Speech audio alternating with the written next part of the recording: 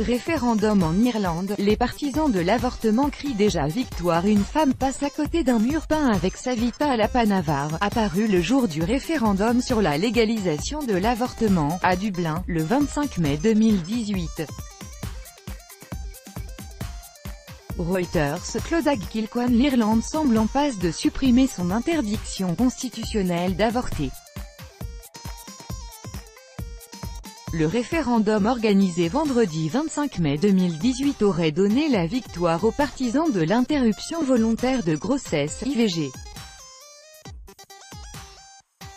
Les enquêtes d'opinion de sortie des urnes donnent près de 70% des votants en faveur d'une libéralisation de la législation irlandaise, parmi les plus strictes en Europe. Le dépouillement, qui débute ce samedi, sera scruté par de nombreux médias internationaux. Avec notre correspondant à Dublin, Julien Lagache. Si certains dans le camp du « oui » ont déjà commencé à célébrer une victoire qui paraît très nette, on attend la proclamation officielle ce samedi 26 mai.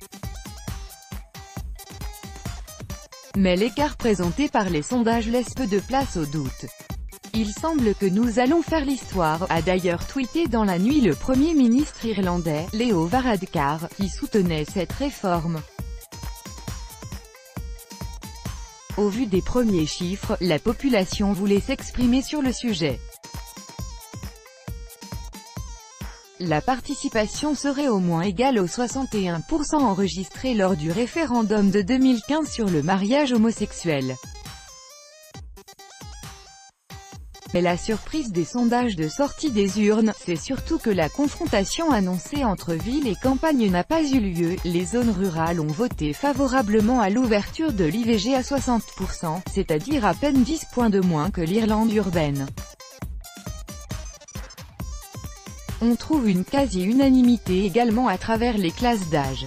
Les plus jeunes seraient plus de 80% à se prononcer en faveur de la libéralisation de l'avortement, tandis que seuls les plus de 65 ans ont voté contre.